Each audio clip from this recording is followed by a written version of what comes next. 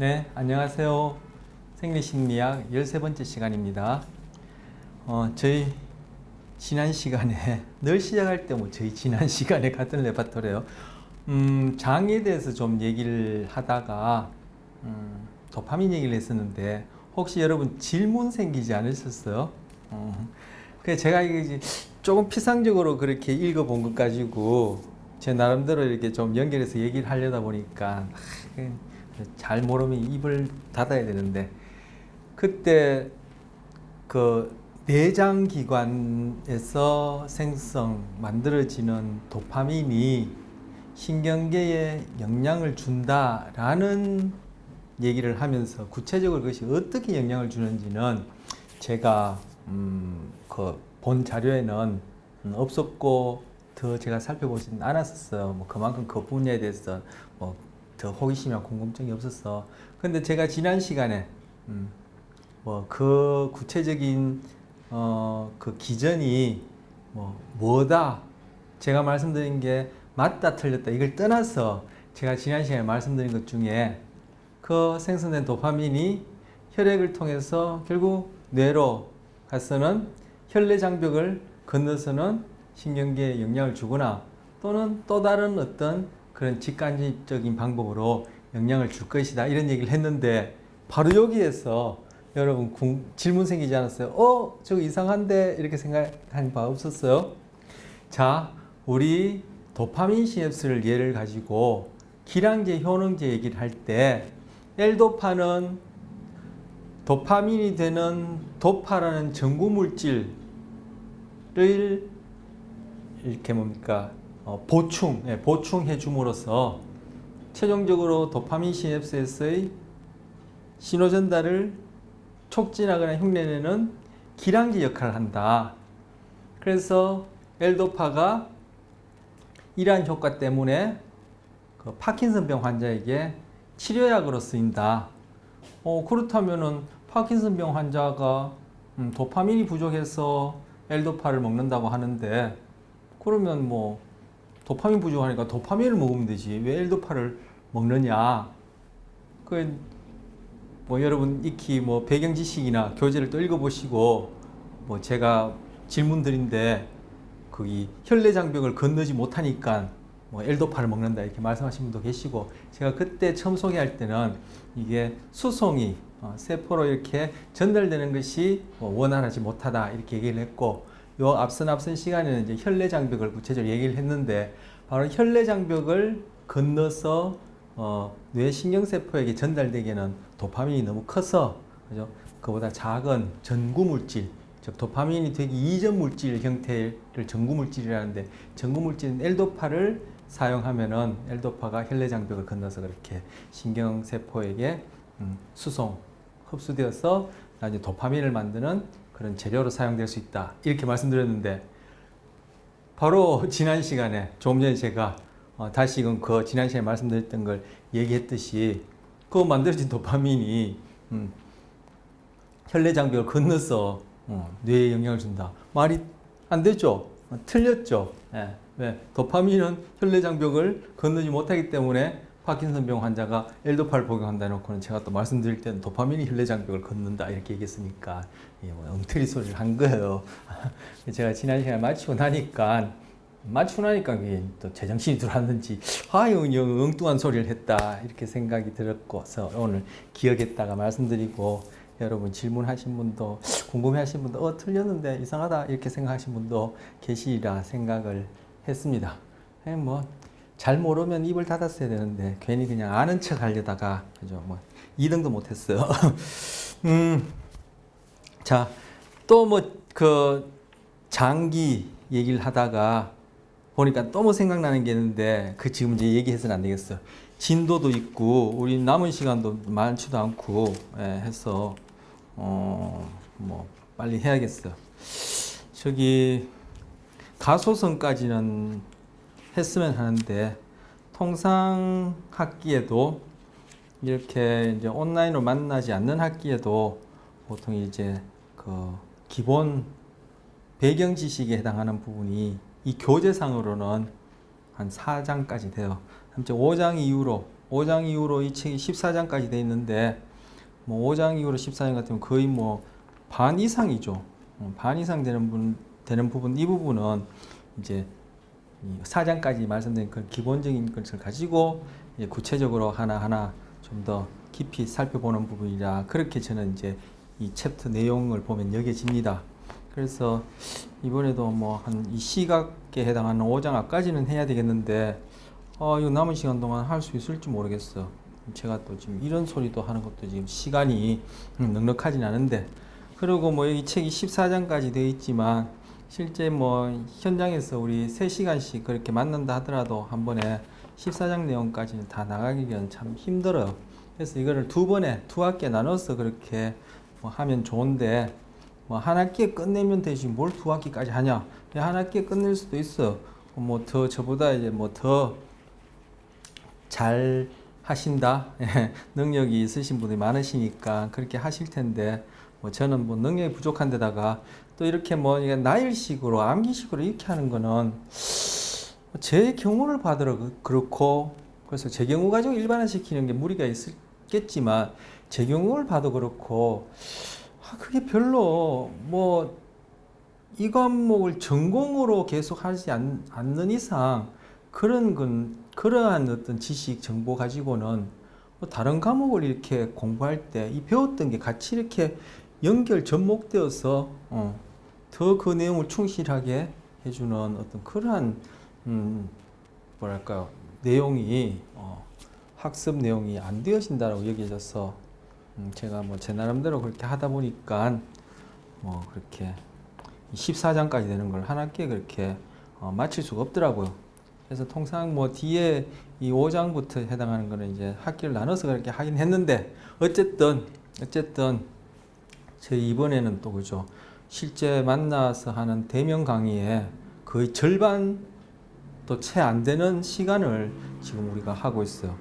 학교에서 온라인으로 할 때는 이거 1교시당 몇 분이라는 또 이렇게 조건이랄까요? 어떤 그게 1교시에 해당하는 그 시간이 그 대면 수업과는 또 다르거든요. 그 지난 시간 어떤 말씀드렸듯이 제가 이거 지금 제작하는 어떤 물리적 어떤 조건 자체도 이걸 뭐 마냥 그냥 연이어서 뭐 2시간씩 3시간씩 할 수 있는 그런 게 또 안 되어지고 해서 더더욱 진도가 그런데, 어쨌든 남은 시간 동안 뇌 발달과 관련해서 다는 못 따라도 가소성까지는 다뤘으면 합니다. 그래서 오늘 89장 89쪽에 지난 시간에 중간내까지 했었는데, 이제 손해, 여기 이제 손해 다음에 중간내인데 제가 이제 중간내 하고, 손해는 이 뇌관에서 뭔가 이렇게 좀 이렇게 구별되게 되어 있으니까 이제 손해는 지금 이제 다루겠습니다. 지난 시간에는 중간내까지 해서 뇌관이라는 이름으로 많은 시간을 할애해서 말씀드렸고, 오늘은 이제 손해를 말씀드리겠습니다. 교재는 이제 손해 문제하고 이렇게 중간내가 되어 있어요. 그런데 이 교재에서 왜 손해를 중간내 하기 전에 얘기를 했냐면은 이유가 있어요. 이 앞서 우리 신경관, 저희 이 안에 뭐 또 할까요? 저희 봤던 그 같게 해야 여러분이 뭘 얘기를 하는지 금방 아실 테니까. 이만큼은 전내고, 이만큼은 전내고, 그죠? 이만큼은 중내고, 이만큼은 후내다. 그리고 이 아래쪽은 여기는 척수다, 이렇게 얘기를 했었죠. 그런데 바로 여기 손해가 어디 이 후내, 자, 요만큼 중내가 여기 해당하고, 여기서부터 이까지가 바로 이 후내에 해당하는 거예요. 나머지는 다 전달할 거예요. 전내고, 지금 요 중내는 요만큼이고, 중내 너무 크게 그렸어, 그죠? 하여튼 중내고, 요만큼이 후내에 해당하는데, 후내 중에서도 또 이게 나뉘어져요. 이 교재 보면 나뉘어서 소개를 하고 있어요. 88쪽에. 그만큼 상세하게는 우리가 뭐 물리적인 조건상 그렇게 할 수 없죠. 한마디로 물리적 조건이 딴 게 아니라 시간상 그렇게 산생하다가는 이거 뭐 한 학기가 아니라 그죠.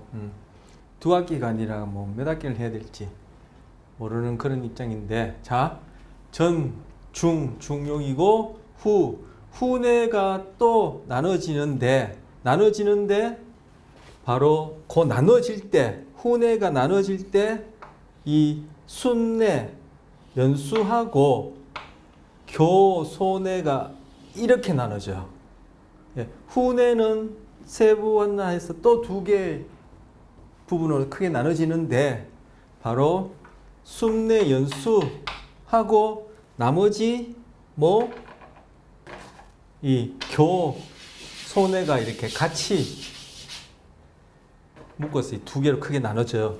그래서 교재에는 중간에 들어가기 전에 순내 보고 다리내 보고 소내 보고 중간에 들어가는데, 저는 지난 시간에 순내, 연수, 교, 중간내 이렇게 얘기하면서 뭐 구토, 재채기, 호흡, 뭐 심장박동기, 반사와 관련 생명유지와 관련된 반사 이것도 중요하지만 연수, 순내, 다리내, 교, 중간내에서 이것을 뇌간으로 묶어서 뇌간 각성계, 뇌간 활성 시스템 뭐 이런 이름으로 신경전달 물질, 대표적인 신경전달 물질 4가지와 짝지어서 얘기를 하고, 그것이 소위 우리 심리학에서 또는 정신의학에서 관심 있고 중요하게 다루는 것과 어떻게 연관되는지를 소개하는 게 중요하겠다 싶어서 지난 시간에 장황한 시간을 들여서 말씀을 드렸던 거예요. 자, 그리고 제가 항상 그랬죠. 지워버리고는 괜히 지웠다 했는데 또 괜히 지워버렸는데, 그리고 어쨌든 전내, 중내, 후내 나뉠 때 소내는 이 후내에서부터 출발했단 말이에요. 전, 중, 후. 전, 중, 후. 이럴 때 후내부터 시작했단 말이에요. 그러면 뇌간은 중내부터 후내. 여기가 다 뇌간이니까 소내도 뇌간, 뇌줄기에 포함시키는 사람도 있고 포함시키지 않는 사람도 있어요. 그런 측면에서는 뭐 지금 뭐 중간내 보고 손해 보나 손해 보고 중간내 보나 관계는 없어. 자, 뭐 그 보는 순서가 우리한테 전혀 하등 중요하지 않은데 제가 뭐 또 얘기하다 보니까 자꾸 말을 끊을 수 없어서 또 연결해서 얘기를 했습니다. 자, 손해 보시면 손해는 대표적으로 여기 교재도 하나 있지만 그 손해라는 그 파란 글씨 89쪽에 왼쪽 칼럼 아래 손해라는 파란 글씨에서 손해는 깊고 큰 주름이 많은 나오죠. 거기서부터 하나, 둘, 셋, 넷, 5번째 줄 보시면 손해의 주된 기능, 대표적인 기능이라 할 수도 있고 주된 기능이라 할 수 있는데 왜 그렇게 부르냐면 손해에 대해서 연구했을 때 제일 처음으로 밝혀졌다 할까요? 아, 손해 기능은 이렇구나 하고 얘기한 것이 바로 균형, 자세, 균형과 협응 이렇게 나왔어. 이 보시면 그 손해라고 파란 글씨로 나오는 고줄을 첫째 줄로 해서 하나, 둘, 셋, 넷, 다섯, 6번째 줄에 보시면 손해는 균형과 협응을 넘어서 이렇게 있죠. 그 뭐냐, 가장 대표적으로 가르쳐진 바가 균형과 협응인데 그 이후에 연구해 보니까 이것이 주의의 텐션에도 관련하고 지각, 청각,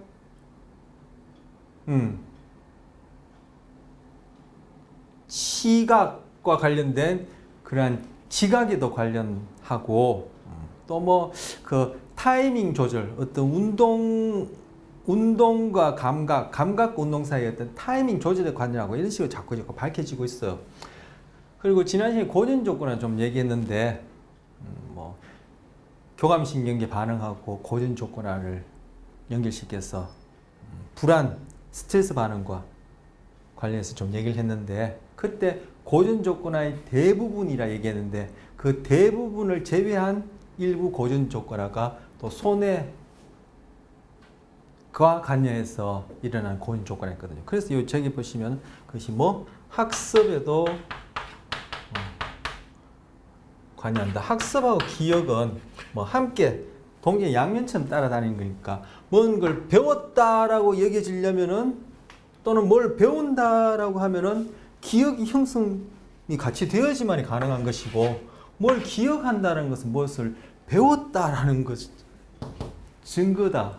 배운 것이니까 바로 학습과 기억은 함께 붙여서 얘기를 하고 배우기도 하죠. 그래서 여기 보시면 마지막 줄에 그 89쪽 왼쪽 칼럼 손해라는 거 시작하는 그 문단 제일 마지막에 보시면 특정 유형의 학습과 조건 형성에 중요하다 했어요. 조건 형성이 바로 제가 금방 말씀드린 고전적 조건을 얘기하는데 학습이나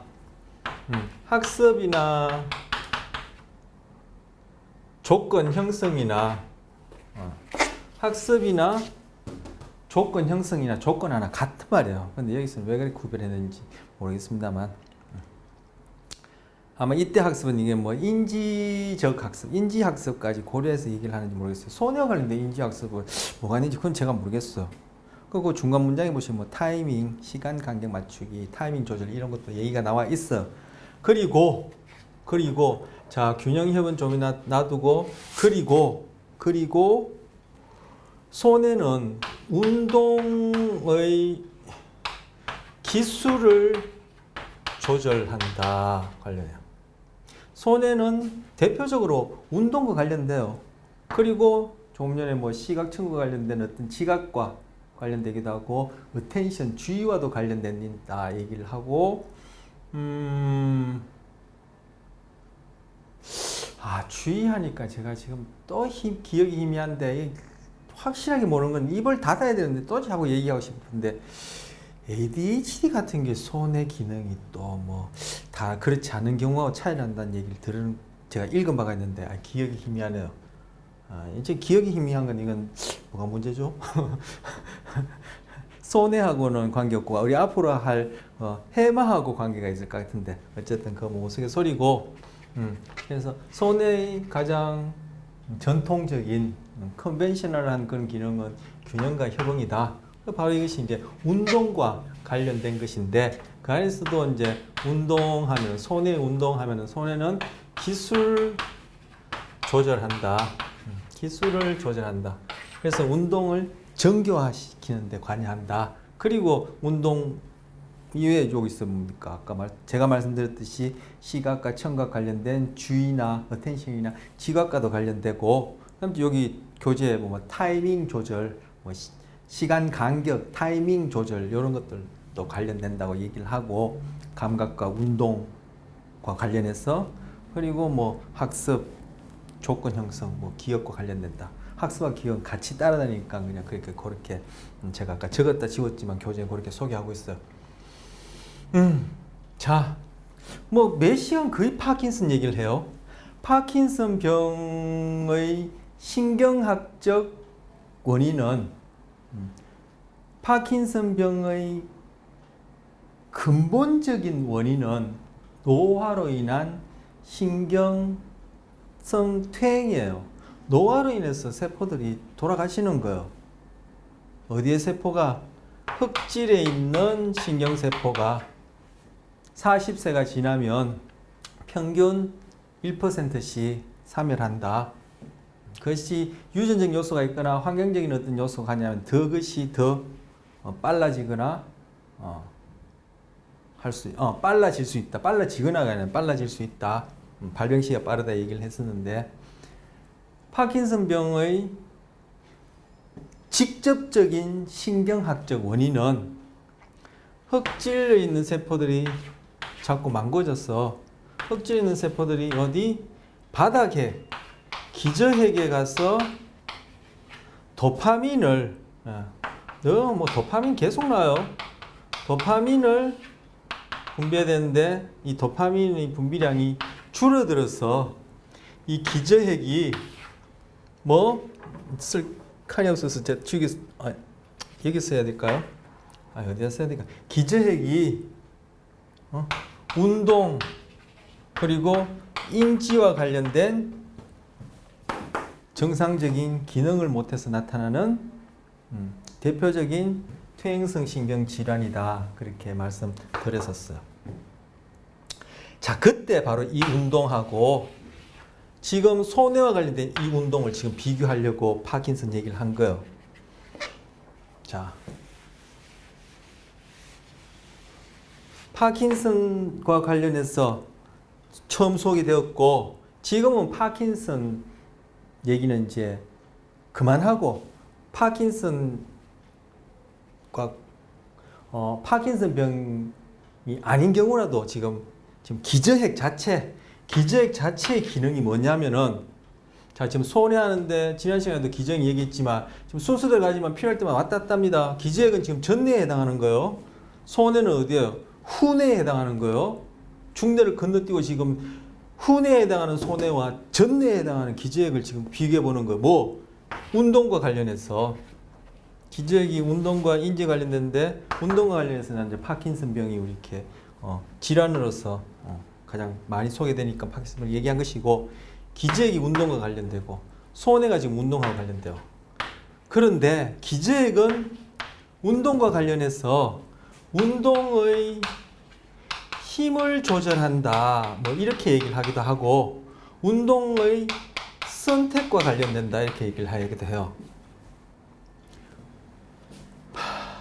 또 얘기를 간단하게 하려다 보니까 또 연결된 게 자꾸 생각나는데, 이래 되면 이제 들으신 분은 힘드신데, 근데 이게 글쎄요, 뭐 제가 또 얘기하고 반복을 많이 하기 때문에 뭐 이해하시기에 크게 무리는 없다 싶은데, 이렇게 해두시면 여러분이 우리 과목 내에서 우리 수업 하는 동안에도 그렇지만, 여러분 이거 배우신 거 가지고 뭐 그죠? 다른 과목을 배우시거나 아니면 일상에서 뭐 주변에서 일어나는 그런 뇌와 관련된 이런 이슈들을 보실 때 도움이 된다고 싶어서 이제 자꾸 이제 이런 식으로 얘기를 수업을 하게 되는데, 자, 지금 이 얘기 지금 이제 풀어나가는데, 지금 손의 운동과 기저핵의 운동을 지금 비교하는 거예요. 그러면서 손의 운동은 운동의 기술을 조절한다 했고, 기저핵의 운동은 운동의 힘을 조절한다고 했어요. 자, 조절과 관련해서 이제 지금 얘기를 하려는 겁니다. 자, 이제 또 건너뜁니다. 어디로? 전내로 갑니다. 전내 중에 이 대뇌를 보려고 합니다. 대뇌 덩어리는 4개의 엽으로 구성되어 있어요. 엽. 이 엽은 대뇌를 덮고 있는 두개골, 해골, 조각을 엽이라 그래요. 이게 이 두개골이 한 덩어리가 아니라 이게 조각조각이 이렇게, 그죠? 붙어 있다는 것, 이렇게 아시죠? 그래서 태어난 지 얼마 안 되는 갓난애들 보면 이게 조각들이 다 붙지 않아서 그 틈 사이에 손을 이렇게 되면 약간 홈이 잡힐 정도로 그 안에, 그죠? 그 홈이 잡힐 정도로 이게 이렇게 조각조각들이 덜 붙어 있고, 뭐 성인 같은 경우에는 이제 단단하게 한 덩어리처럼 여기 딱 붙어 있는 거죠. 그래서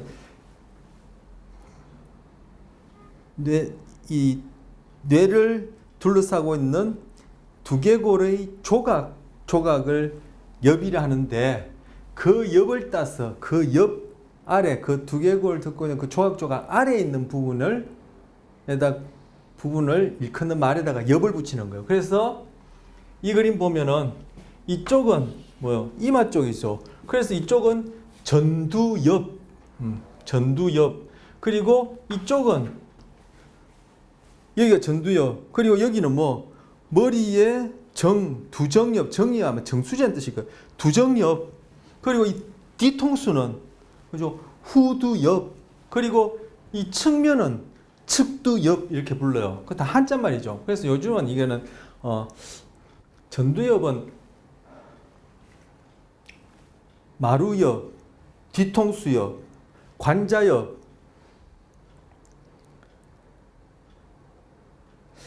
전두엽이 갑자기 전두엽이 이게 한글로 뭐라 부르는지, 아유 이런 전두엽, 예.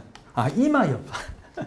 예, 이마엽 이렇게 불러요. 이마엽, 마루엽, 뒤통수엽, 관자엽 이렇게 부르는데, 저는 뭐 한자말로 전두엽, 두정엽, 후두엽, 측두엽 이렇게 불러요.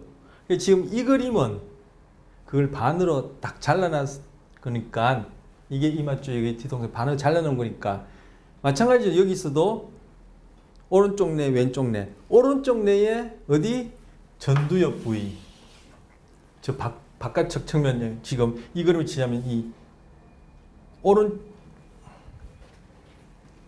이 그림은 오른쪽 뇌 안쪽 면에 제 전두엽 부위를 이렇게 그려놨고 이 그림은 왼쪽 뇌 바깥쪽 부위 전두엽이 이만큼 되는 거죠. 그리고 이만큼이 두정엽 여기서는 이만큼이 될 테고 이만큼이 후두엽 여기서 후두엽이 조금 비스듬하게 돼 있어서 잘 조금밖에 안 보이죠. 그리고 척두엽 여기 척두엽이 이렇게 있고 저 뒤편에 잘 안 보이는데 여기서 이만큼 척두엽이에요. 자 오케이 자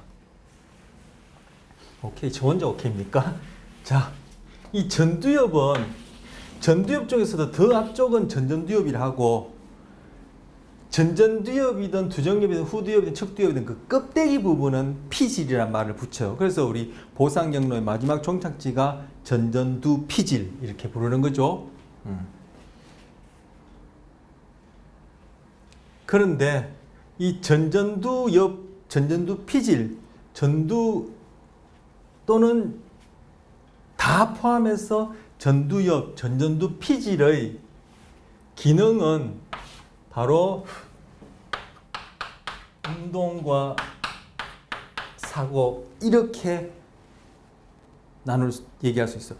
더 세분화해서 얘기하기도 해요. 운동에 대한 뭐 계획 수립, 뭐 사고와 관련해서 뭐 추론, 판단, 의사결정, 선택, 뭐 여러 가지 그렇게 세분화할 수 있지만 저는 그냥 뭐 각각 낯다게 외워서 뭐 자꾸 배우고 나면 그것들 사이에 어떤 차이가 있기 때문에 그렇게 표현하는지 알지만 처음 하는 우리한테는 그 비슷비슷한 용어 자꾸 외워가 그냥 달달 외워가지고 그냥 아무짝에도 설명가 없으니까 그걸 한눈에 한 번에 머리에 탁 의미 있게 그려질 수 있도록 딱 대표적인 기능 뭐 운동과 사고 근데 이 사고는 뭘 위한 운동을 위한 거예요. 우리 신경계의 주된 기능은 생존과 번식을 위한 운동 조절이다. 얘기한 적 있나요? 없으면 지금 드리는 거. 운동 조절이다. 그럼 감각은 왜 있는데 그 운동이 시시각각 변하는 상황에 생존과 번식에 유리하도록 즉 적응적이도록 해주는 것이 감각이다. 이렇게 얘기할 수 있고 결국은 신경계 뇌는 이 나라는 이 개체, 이 몸뚱아리, 이 생명이 생존하고 번식하는데 더 효율적으로 하기 위해서 있는 거예요. 그래서 신경계 근본적인 기능은 운동이에요. 그리고 그 운동을 위해서 사고가 있는 거예요. 그리고 이 운동은 결국은 생존과 번식을 위한 것이죠. 구체적으로 뭐요? 먹고 마시고 싸우고 도망가고 교미하고 이런 것들이에요. 생물학적인 어떤 가장 생물학적으로 볼 때 그 근본적인 기능이라는 것이 그러면 이제 전두엽에서 사고를 하고 자 운동 지금 운동이 키워드여가지고 지금 얘기하는 데서는 이 운동에 대한 뭔가 판단을 하고 계획을 세운 다음에 운동 명령을 내려요.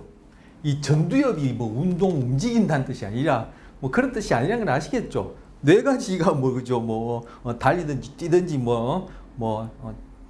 싸우든지 잡아먹든지 도망가든지 이런 뜻이 아니란 거 아시죠? 그래서 전두엽이 운동에 대한 정보처리를 해서 명령을 내리면 그것이 결국 우리 몸을 움직이게 하는데 그 명령을 기저핵이 받아서는 중간에서 그 정보를 받아서는 어떤 운동을 시기적절하게 할지 말지 선택에 관여해요. 그리고 그걸 다른 말로 하면은 이 운동이 나올지 안 나올지, 즉 운동이 생성될지 안 생성될지, 즉 힘을 조절한다라고 그렇게 얘기를 해요. 이게 학자들마다 우리가 또 세상에 있죠. 똑같은 걸 보더라도 다 자기 나름 방식대로 보는 게 있는데 학자들마다 기저핵이 운동과 관련해서 조절하는데 어떤 측면에 강조할 수도 있고 이런 측면을 강조할 수, 또 저런 측면을 강조할 수 있는데 그게 본질적으로 보면 그렇게 운동과 관련된 어떤 하나의 기능이겠죠. 궁극적인 결국은 뇌과학자들은 그 바로 하나의 어떤 하나로 묶을 수 있는 그런 기능을 이제 찾아서 연구를 한다 이렇게도 볼 수 있는데 어쨌든 어떤 학자는 이건 힘 조절한다. 이 운동이 나갈지 말지 이런 힘 조절한다.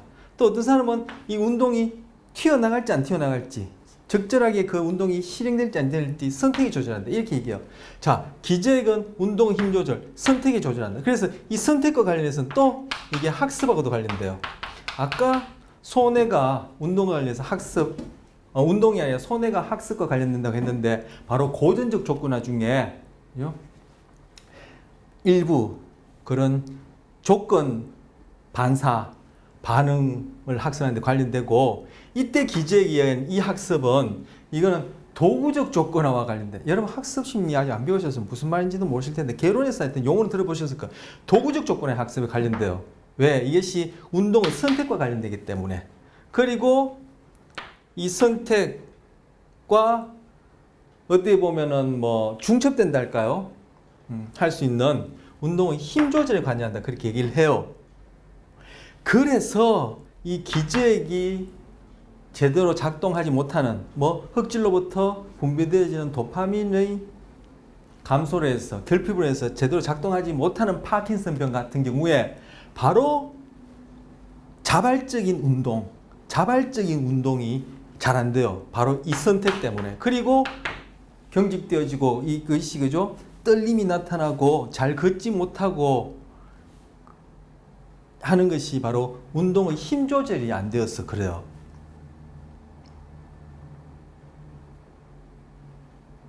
얘기하다 보니까 자꾸 줄줄이 사탕으로 뭘 얘기하고 싶은 생각나는데 참 이러면 안 되는데 이거. 제가 보기엔 재밌는 얘기라 싶었어. 제가 아까 지지난 시간에 앞선 시간에 뭐 파킨슨병 관련해서 좀 얘기하고 싶은 게 있는데 빠뜨린 게 없나 했는 것 중에 요게 있었던지도 몰라요. 파킨슨병 환자에게 꽤 파킨슨병이 많이 진행되어서 턱하니 정말 그죠? 경직되어서 이랬는데도 불이야 하면은 후다닥 일어나서 다른 파킨슨병이 아닌 정상인처럼 뛰쳐나가요. 그것도 분명히 움직임 운동이죠. 근데 그때는 뭐예요?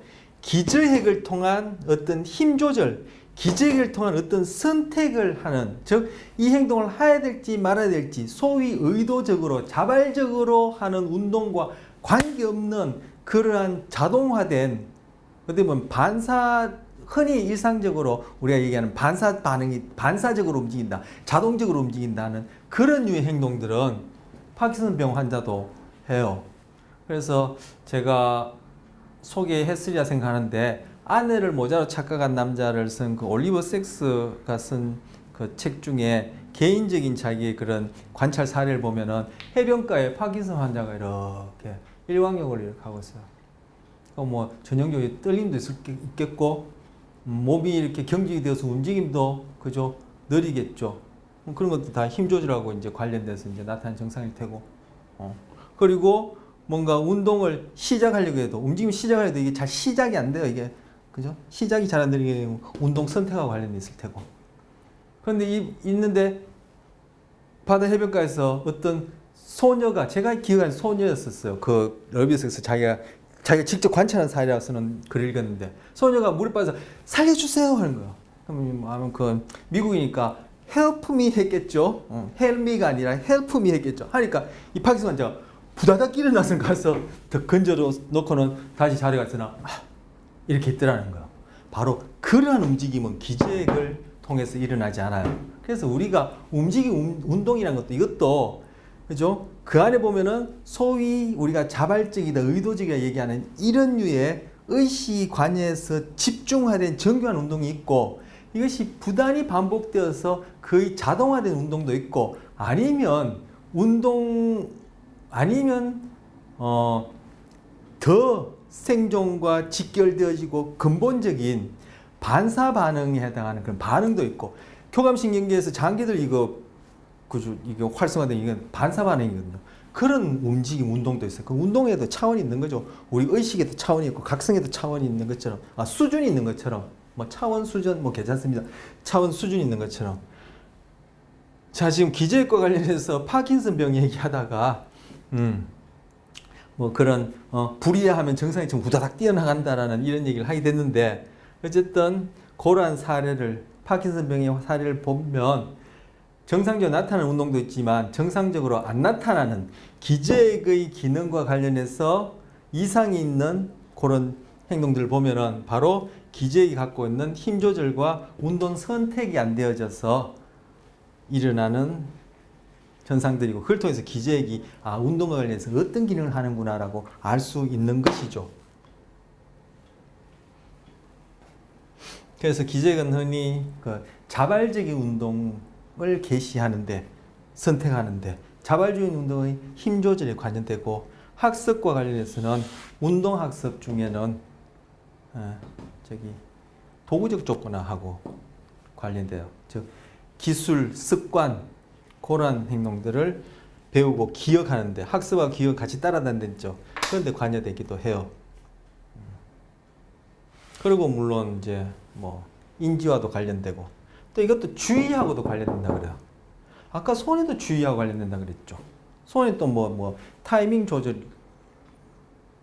관련해서 또 뭐 시각 청각에 대한 지각 관련된다 이래 하는데, 주인이 동기니 뭐 정선이 감정 이런 것들이 우리가 먼저 현상에 대해서 그 현상을 잘 드러낸다고 생각하는 그러한 이름표를 사회적 합의하에, 제가 첫 시간 마음과 뇌의 관계 얘기하면서 사회적 실제 이런 말을 썼는데, 그런 식의 어떤 개념을 만들어내고 거기에 해당하는 뇌의 기능을 찾으려고 하니까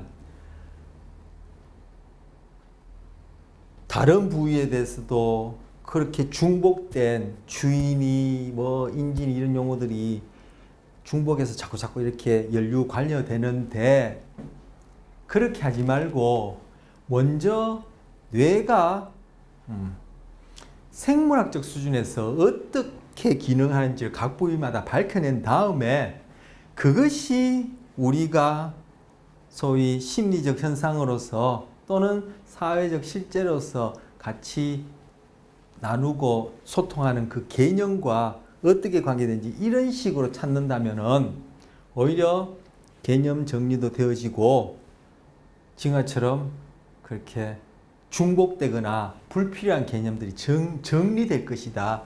이러한 뇌과학과 관련된 중요한 이슈가 있어요. 뭐냐, 연구의 순서가 잘못됐다는 거죠. 그래서 이 비슷비슷한 용어들이, 그리고 근본적으로는 동일한 어떤 경험이나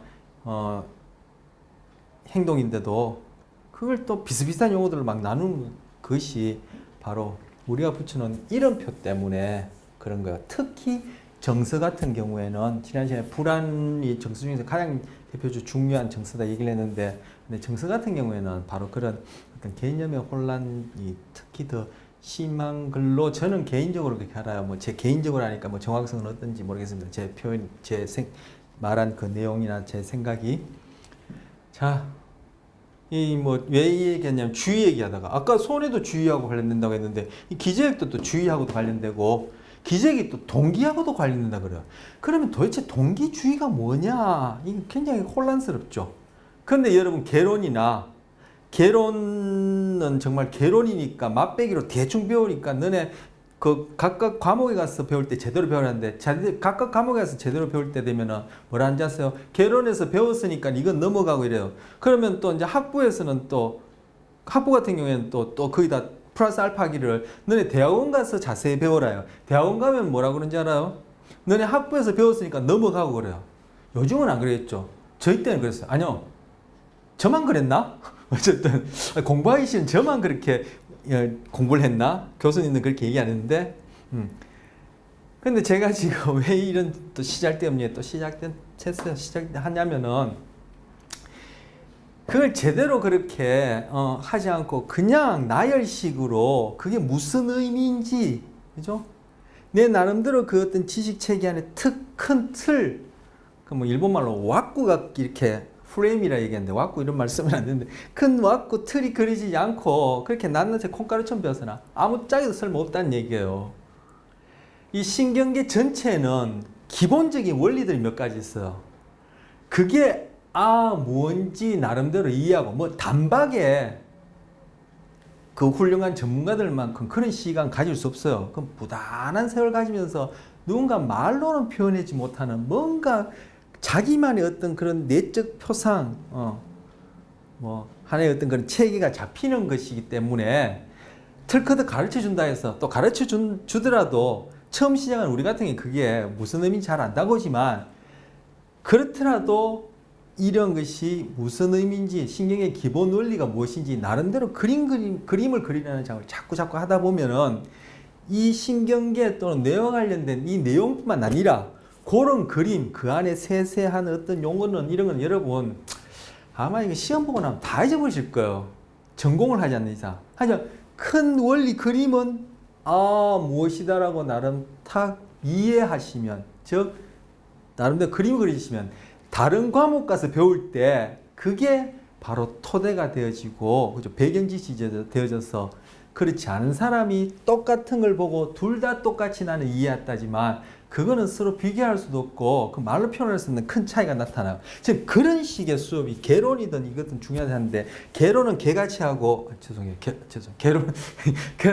개론 같이 하고 또 뭐 수업은 또 수업같이 하고 그렇게 하는 게 저는 개인적으로 참 안타깝다 싶은 생각이 들었어요. 뭐 지금은 안 그렇겠죠? 뭐 옛날 제가 배웠던 시절하고 다르고 또 아마 그때도 안 그랬는데 제가 그런 식으로 공부했나 봐요. 어쨌든 그래서 제가 개인적으로 아쉬움이 있어서 그렇게 이제 얘기를 했어요. 뭔 얘기를 하다가 완전 엉뚱한데 제가 어디서 시간인지 뭐 실마리도 못 찰 만큼 엉뚱한 버릇 가버렸어요. 자, 그래서 다시 뭐 기저귀 동기에도 관련한다고, 주의에도 관련한다고, 뭐 인지에도 관련하고 뭐 그런데 우린 지금 뭐 손해와 관련해서 운동 협응 얘기하고 요거에 대해서 조금 이따 또 뭐 얘기할 게 있어요. 그리고 운동 대표적으로 손해 운동을 지금 얘기하는 뒤에 손해는 운동을 뭐 조절한다. 어떤 건 조절한다. 바로 전두엽에서 내려진 운동 명령을 손해가 조절하는데 기술적인 부분을 조절해서 정교화시킨다.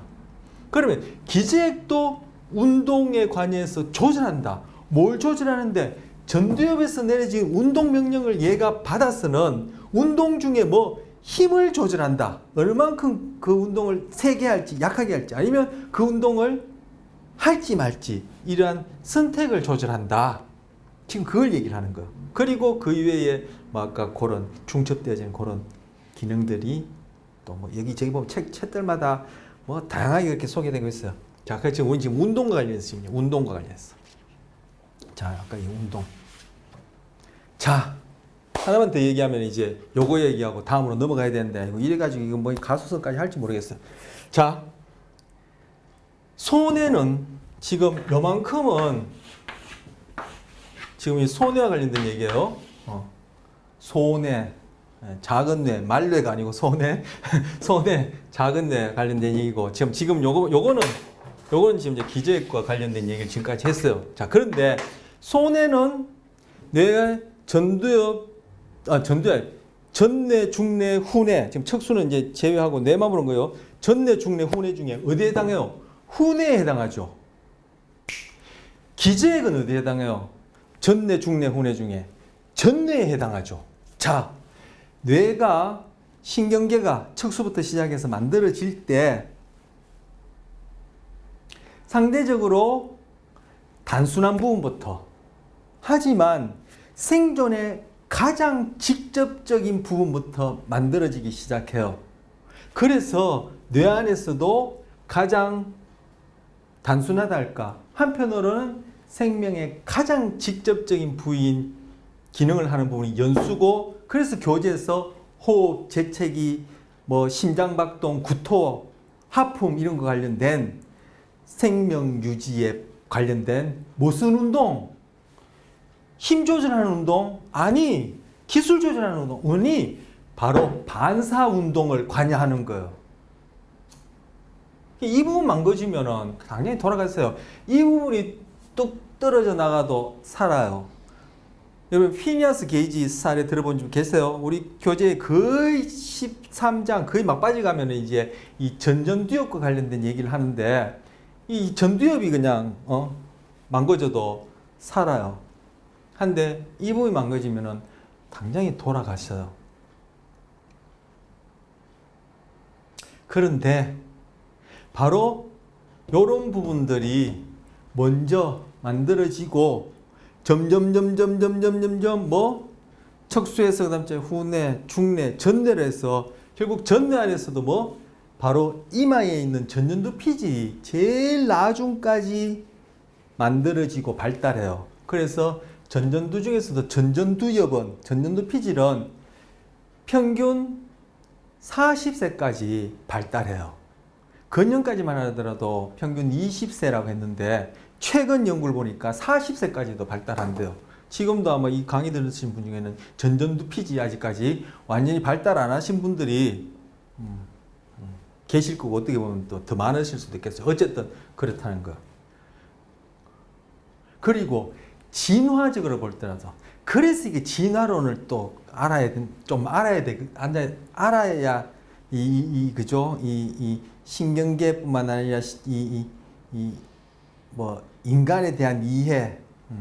그 특히 학습 심리 할 때는 또 진화에 대한 이해가 없으면 이게 거의 뭐 반쪼가리 나거든요. 쪼가리 경상은 반쪼가리 나거든요. 어디 보면 그 뭐 엉터리 제대로 배우지도 않는 거죠. 진화를 모르고 학습 심리학을 하게 되면 뭐 또 딴 얘기 하게 됐는데 바로 진화 단계를 보더라도 달리하면 계통 발생학적으로 보더라도 이 이마 쪽 전뇌 그리고 전두엽 전전두로 갈수록 나중에 만들어져요. 개체는 한 사람 한 마리를 얘기합니다. 개체 발생은 계통 발생은 지금 뭐 진화라고 그렇게 생각하시면 돼요. 계통 발생하고 진화하고 동일한 건 아니에요. 근데 뭐 우리가 뭐 계통 발생은 무엇인지 또 이게 얘기하려면 지금 이거 그렇죠. 할 일을 못 하고 계통 발생하고 진화가 또 무슨 차이냐면 할 일 못 하니까 어쨌든 계통 발생하면은 뭐 진화적인 어떤 그런 발달 변화 단계를 전체적으로 이렇게 연속해서 본다 뭐 이 정도로 이렇게 편의상 이렇게 그렇게 서로 개념 정의를 그 정도로 두리뭉실하게 하고 개체 발생은 요 한 마리 개체 발생은 발달 디벨롭먼트는 계통 동물들 간에 인간을 포함한 인간 위에 다른 동물들 간의 그러한 계통 진화 단계를 통해서 이 계통 발생을 반복한다라는 생물학에 굉장히 중요한 명제가 있어. 뭐 개체 발생 중에 지금 우리는 신경계를 보는데 신경계가 만들어지는 이 순서 발달 단계를 보면은 진화 동안에 신경계가 어떻게 진화되고 발달되는지를 알 수 있는데 바로 진화도 그렇지만 개체 발생할 때는 상대적으로 생존의 가장 중요한 부분. 그렇죠. 일단 태내에 있는 애기도 생명부터 유지해야 될 거 아니에요. 모체로부터 도움을 직간접적으로 받지만 일단 개체가 스스로 살아갈 수 있는 그런 시스템부터 만들어야 되니까 가장 생존에 직결되어지고 단순한 부분부터 상대적으로 단순한 부분부터 만들어져. 그래서 교감신경계, 자율신경계를 탁 활성화시키는 상위 중추도 이 뇌관 안에 있는 거예요. 지난 시간 뇌관 얘기하면서 이것이 교감신경계하고도 직접 간접적으로 연결된다 했는데 바로 뇌관 안에 바로 교감신경계를 활성화시키는 또 신경계가 위치하거든요. 근데 바로 이렇게 지금 교감신경이 얘기한 것은 생존에 직결되어지지만 상대적으로 단순한 신경계부터 만들어진다는 얘기를 하다 교감신경 얘기한 거예요. 그래서 점점 만들어지는데 이 순서로 쭉 만들어져요. 이 순서로 쭉.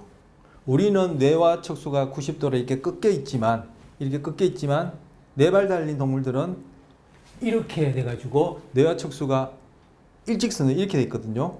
그러니까 이쪽부터 척수부터 쭉쭉쭉 후뇌, 중뇌, 전뇌 이런 식으로 만들어진단 말이에요. 그럼 우리를 보자면 뇌로 보자면 척수, 그 다음에 후뇌, 중뇌 이렇게 해서 이런 식으로 만들어집니다. 그래서 이쪽으로 갈수록 더 복잡해지고 아까 신경계의 근본기는 운동이라 했는데 더 정교한 복잡한 운동을 만들어내는데 필요한 여러 가지 정보 처리, 감각 처리, 또 뭐 동기, 주의, 정서, 뭐 인지, 뭐 주의 뭐 하여튼 나발이니 그런 것들이 관련돼요. 자, 다시 돌아갑니다. 손해는 어디? 훈해에 해당해요. 그리고 기저액은 뭐? 전내에 해당해요.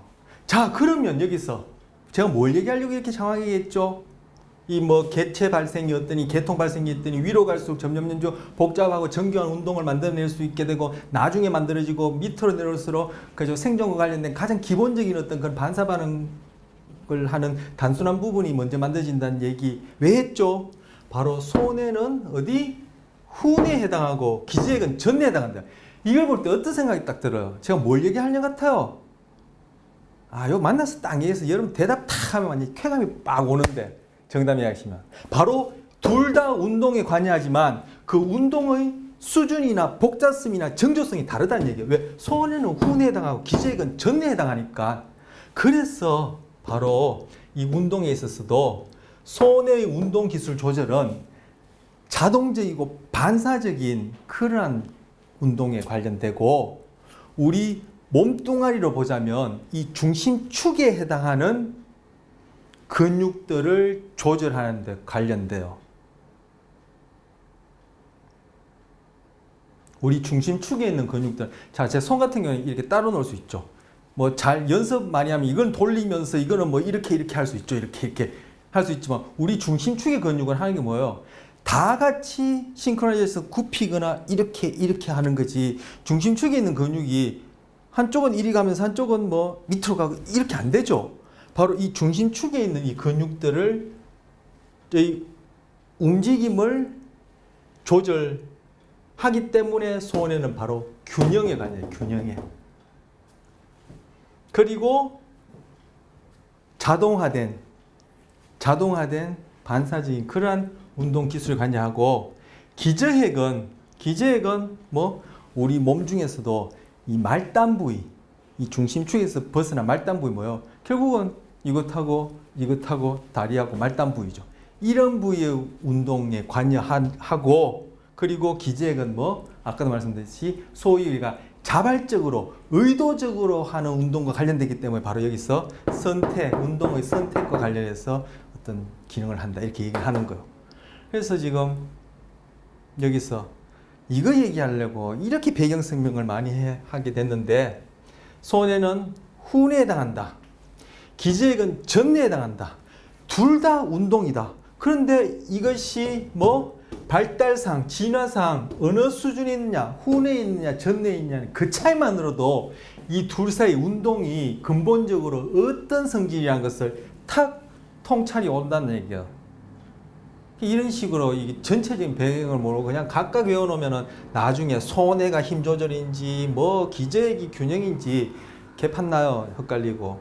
그런 식의 개론, 걔가 자꾸 욕이 나오려는데 개론 수업이나 그런 수업은 아무짝에 쓸만한 데 없단 말이에요. 시험만 보고는 다 잊어버리니까. 그렇지만 뭐예요? 여러분이 힘 조절, 기술 조절을 잊어버린다 하더라도 아 손해는 내 중에서 밑에 뒤에 있다 하더라. 훈에도 잊어버리면 뒤에 아래쪽에 있다 하더라. 전내는 저 위쪽에 있다 하더라. 야 뇌는 이마 쪽일수록 이게 더 복잡하고 뭐 정교하다 하더라. 야 그러면 기저액도 손해도 둘 다 운동에 관여하지만 운동의 그 관여하는 내용이나 복잡성이나 수준이 다르겠구나. 이렇게 딱 이해가 되진 게 이게 저나 여러분처럼 처음 시작할 때는 중요하죠. 그러고 나서 여러분이 전공을 하시게 되면은 뭐 그 안에 가서 뭐 주의, 동기, 뭐 인지, 각성, 뭐 나발 이런 것들 다 포함시켜서 뭐 전문적으로 아셔야 되겠지만 그건 나중 문제란 말이에요. 근데 개론책이나 뭐 보면은 줄라 해놨어. 뭐 쓰는 사람이 알고 쓰겠지만 아마 얘기하는 사람 중에는 모르고도 얘기하는 사람도 태반일 거예요. 제가 감히 잘난 척하면. 근데 그걸 외워서 뭐 원짝에 쓰겠어 그걸. 어디에 써요 그거? 아 또 이게 쓸데없는 얘기다 혼자 흥분해가지고 또 시간은 자꾸 가는데 이러니까 진도를 못 내지. 자, 그럼 기저혈과 관련해서 운동은 얘기했고요. 손해는 운동 기술의 조절을 관여한다. 그 표범 같은 경우에는 이게 이제 고양이과인데 포식동물이죠. 그래서 뭐 이렇게 먹잇감을 잡으면은 그걸 물고 질질질 긁어 나무 위로 올라가요. 그런데 같은 고양이과인 사자나 이런 녀석들은 그거 물고 안 가고 그 자리에서 뜯어먹어요. 왜? 표범, 치타, 표범 맞을 거예요. 표범 같은 경우에는 표범 맞을 거예요. 치타인지 표범 헷갈리네 또. 하여튼 이거 뭐 확실히 모르면 입을 닫아야 되는데 표범 같은 경우에는 물고 올라가는 이유가 왜? 그 자기보다 더 덩치 큰 녀석들한테 그 먹이감이 뺏길까봐 나무 위로 올라가는 거예요. 그럼 그 덩치 큰 예를 들어서 사자 같은 경우에 쥐도 나무 위에 올라가서 그 표범 잡은 먹이 뺏어 먹으면 되죠. 그런데 이 사자는 나무에 못 올라가요. 그 뭐냐면 표범이 나무를 더 잘 탄다는 얘기죠. 그런데 왜 표범 얘기를 하면은 그런데 나무를 타는 동물이 많지만 그 중에 나무늘보 있죠. 나무늘보 이렇게 움직이는지 그냥 안 움직이는지 모를 정도로 느린 녀석. 미리미리 준비하면 누구든지 다 뭐 타고 내릴 수 있습니다 하면서 전철 그거 안전하게 그 이용하는 방법 나오는데 나무늘보 나오대요. 이렇게 미리미리 준비하면 아무리 느려도 이제 그죠? 타고 내릴 때 사고 없이 나오던데 그 나무늘보 같은 경우에 나무늘보의 손해와 표범의 손해를 비교해 봤어요. 이게 표범의 손해가 훨씬 더 복잡하고 잘 발달되어 있다는 거예요. 뭐요? 나무를 잘 탄다는 얘기예요. 그런데 뭐 더 덩치 큰 그죠? 포식자 고양이과인 사자만 하더라도 나무를 못 타는 거죠. 그게 손의 기능이 뭐? 바로 운동을 위해서 그러한 정교한 기술에 관여된다는 걸 알 수 있다는 얘기를 하려고 지금 나무늘보와 표범을 비교한 거예요. 나무늘보 같은 게 손해가 작고 발달이 그만큼 잘 안 돼 있다는 얘기예요. 그만큼 여기 안에 세포들 간의 연결이 시냅스 연결이 복잡하지 않다는 얘기죠. 나무늘보 같은 경우에는 이 연결이 복잡할수록 결국 정보 처리도 복잡하고 그럴수록 더 정교하고 다양한 그러한 반응들 결과물을 만들어낼 수 있으니까 표범 같은 경우에 나무늘보에 비해서 이것이 더 크고 복잡한 연결을 보인다는 거죠. 연결이 많으면 당연히 부피도 커질 테니까. 자, 손의 균형 혁응과 관련해서 뇌 중에 알코올에 뭐 달리해서 술에 대표적으로 취약한 뇌 부위가 두 군데 있어요. 어딜까요? 지금 뭐 손에 얘기하고 있으니까 당연히 손이겠죠. 또 한 군데 있어요. 어디냐면 바로 전전두엽이에요.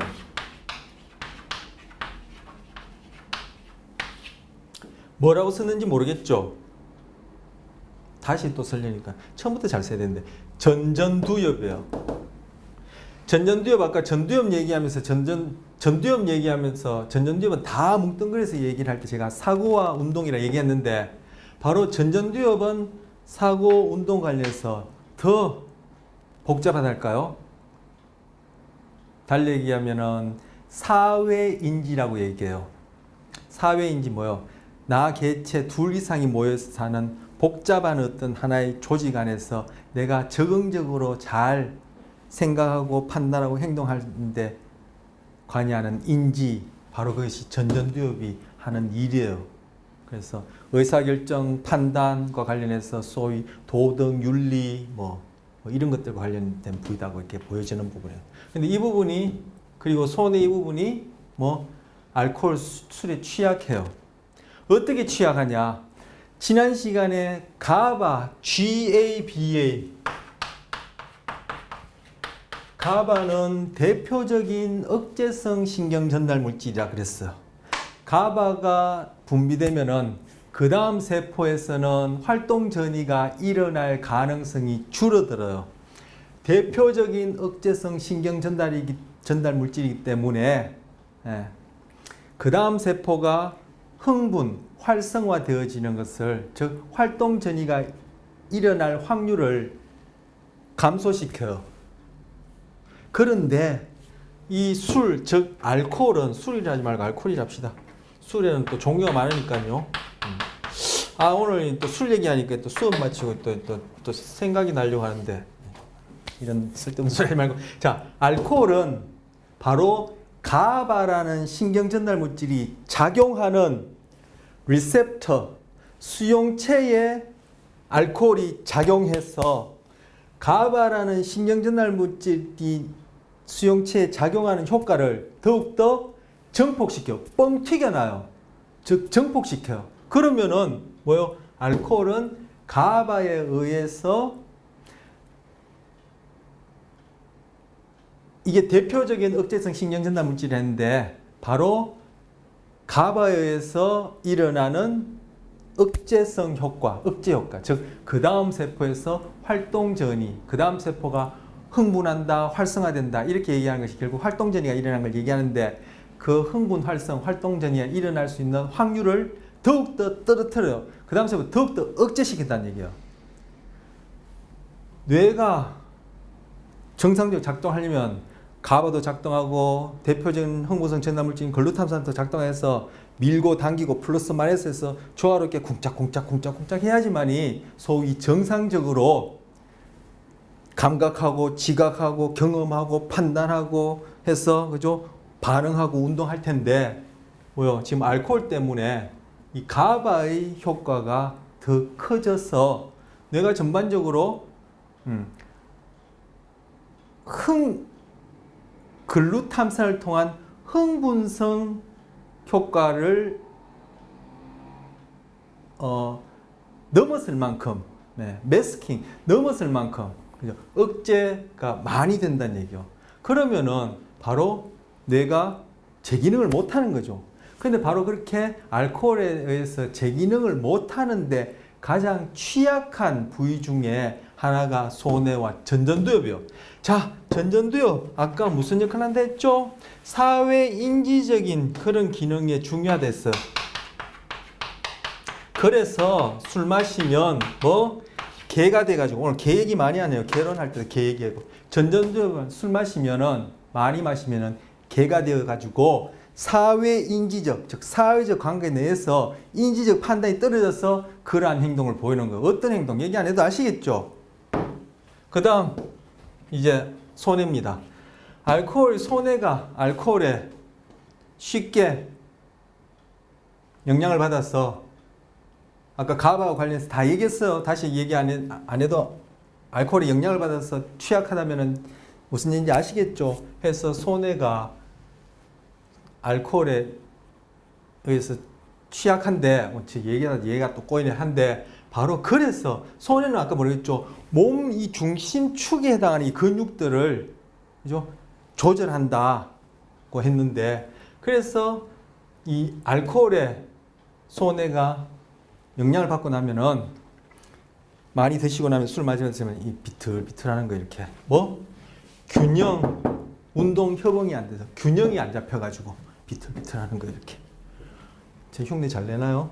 그런데 또 한편, 자, 이거는 이것도 신기해요. 또 한편 이 귀에 소리 듣는 달팽이관도 있지만, 달팽이관하고 연결되어 가지고 작은 관, 이 정원이 아니라 반원, 이게 달팽이관이 이렇게 있다면은 여기 연결해서 하나, 둘, 셋 이렇게. 저희 중고등학교 때 배웠는데 그냥 세 개, 반, 원이 한 바퀴가 아니라 반, 세 반 고리 관이라고 기억났어요? 세 반 고리관이라서 있는데, 요 달팽이관은 청각관에서 소리를 듣게 되는데 필요한 기관이고, 옆에 붙어 있는 이 세 반 고리관은 뭐? 이 머리가 이 지면에 대해서 이게 기울어져 있는지, 그죠? 평행한지를 알아차리는데 필요한 기관, 올관이에요.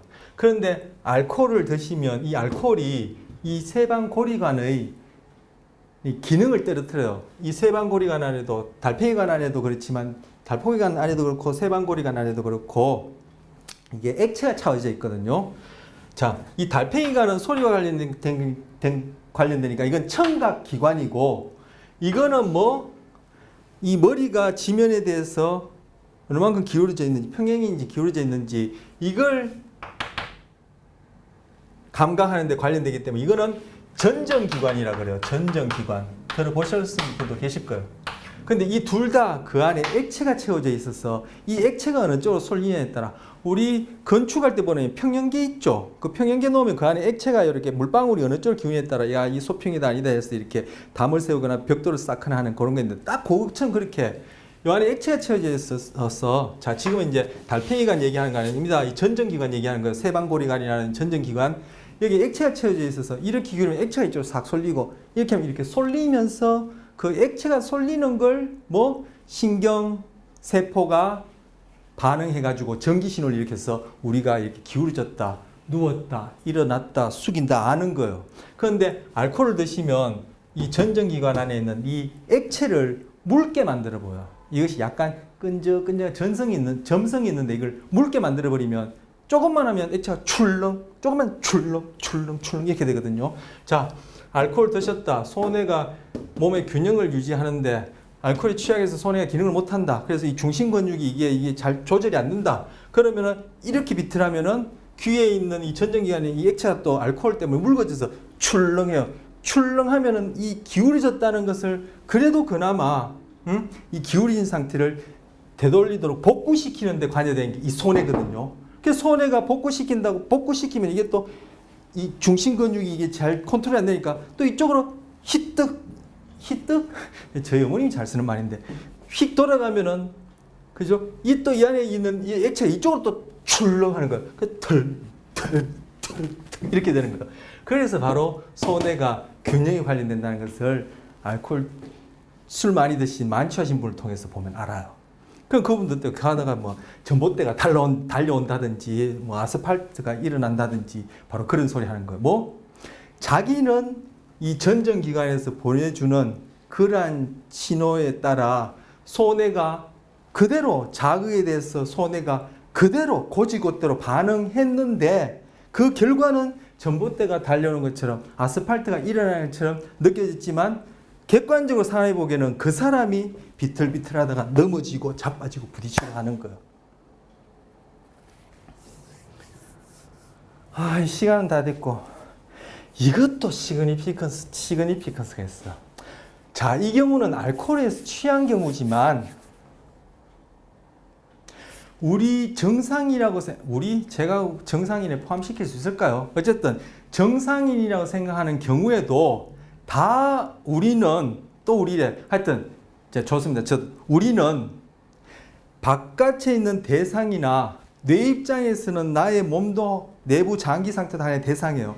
이것을 있는 실제 그대로 경험하는 것이 아니라 바깥 대상에 대해서 모델 그리고 내 몸 상태, 몸에 대해서 모델을 내적으로 갖고 있고 이걸 어려운 말로 표상이라 그래요. 그 표상을 경험하는 거예요.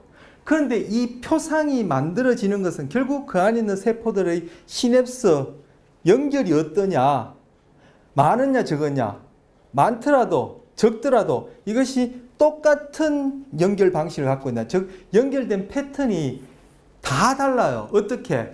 유전적으로 다르고 살아온 환경에 의해서 이게 다 달라요. 그러면 그 안에 똑같은 공간에서 똑같은 시대에 똑같은 문화에 살았다 하더라도 조금씩 다른 이 내적 표상, 즉 신경계의 연결 방식의 차이로 인해서 어떻게 보면 구조적 차이죠. 차이로 인해서 그 표상이 조금씩 다르기 때문에 똑같은 걸 먹고 마시고 보고 즐기고 같이 잠을 잔다 하더라도 그 사람들이 느끼는 그것은 동일한 것이 아니라, 경험하는 것은 동일한 것이 아니라 자기 신경계 안에 그 다양한 차이로 인해서 자기 나름대로 내적 표상되어지는, 즉 내적으로 모델되어지는 그 모형을 경험하는 거예요.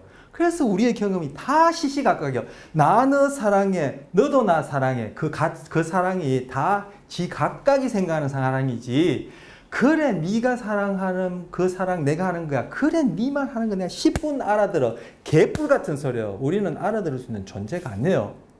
사람 간의 그러한 이해뿐만 아니라 바깥 대상에 대해서 그렇고 내 몸에 대해서도 그렇고 거기에 대해서 신경계 안에 표상되어진 내적 모델되어진 바로 세포들 간의 시냅스 연결 방식이라는 그러한 구조적인 차이, 그것이 어디서 나타나죠? 바로 유전적으로, 그리고 가소성에 의해서 이 시시각각 변하기 때문에 그 구조적 차이를 낳는 패턴 위에서 그 안에 담겨진 정보, 표상을 우리는 경험하는 것이기 때문에 우리는 실제를 경험하는 것이 아니라 내 머릿속에 있는, 머릿속에라고 얘기하는 것도 이것도 좀 이렇게 좀 오해할 수 있는데 바로 우리 신경계에 표상되어 있는 그 표상을 경험할 뿐이에요. 그러니까 다 자기 나름의 세상을 사는 거예요. 자기 나름의 경험을 하고 그게 같다라고 우리는 그렇게 믿어버리는 거예요. 착각하는 거예요. 이미 이런 얘기는 벌써 수천 년 전에 뇌과학적으로 이런 과학적인 증거가 나오기 전에 벌써 통찰력 있는 사람이 다 얘기를 했어요. 탈무드에 보면은 우리는 있는 그대로 보는 것이 아니라 자기 방식대로 본다는 말이에요. 이런 얘기거든요. 어떻게 보면 우리는 뭐예요? 다 자기 나름의 자기가 의도적으로 자발적으로 만들 수도 없고 만들어진 것도 아니지만 결국 뭐예요? 자기 안에 있는 꿈속에서 사는 거죠. 자, 이 얘기 왜 했냐?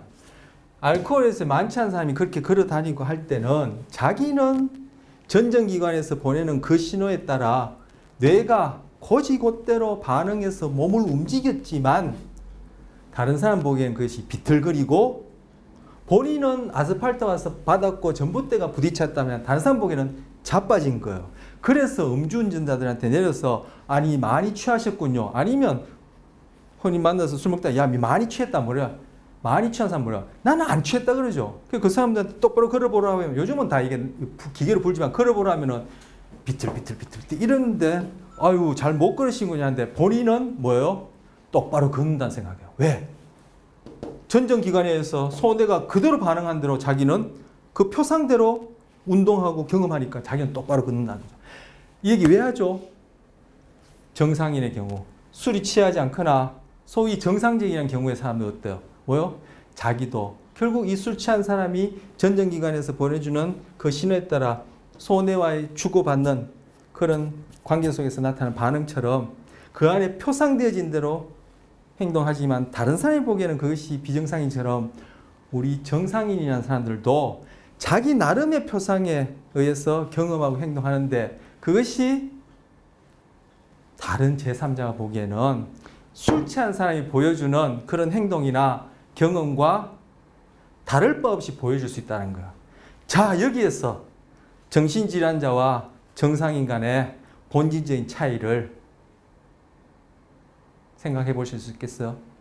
차이가 있나요?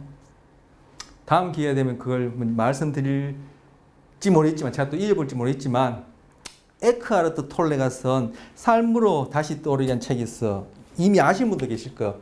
거기 보시면 정신질환에 대해서 언급하는 문장이 있는데 그죠? 차이점은 정신질환자는 다른 사람 보기에 눈에 확연히 뜨이고 공통점은 정신질환자나 정상인이나 자기 자신이 어떤지 모른다는 거예요. 그런 측면에서 이 논리적으로 여러분한테 이제 딱 기성정결 딱 논리적으로 그렇게 추론이 되는지 모르겠지만 우리는 다 미쳤다라는 거예요. 뭐? 자기 안에 표상에 의해서 그렇게 살아갈 뿐이지 누가 보기에는 그것이 엉뚱해 보일 수도 있다는 얘기요. 정상적이지 않게 보일 수 있다는 얘기요. 제가 보상경로에서 얘기하면서 우리는 다 중독자일 수 있다 얘기했고 지금 얘기하는 것은 바로 그런 맥락에서는 우리는 다 환각과 망상을 갖고 있는 조현병자일 수도 있다. 이런 식으로 아주 이제 무리한 그런 제가 이제 논리라기보다도 그런 이제 좀 무리한 이제 제 나름대로 이제 썰을 펼쳐보는 거예요. 뭐 알코올 중독자가 보여주는 바로 그러한 균형과 협응이 무너진 행동과 그때 그 당사자가 경험하는 내용을 통해서 뭐요? 소위 정상인이라는 사람, 술 취하지 않은 사람의 상태를 우리가 통찰해서 볼 수 있는 그런 인사이트를 지금 얘기를 하는 거예요. 오늘 이렇게 마치고 다음 시간에 또 만나기로 하겠습니다.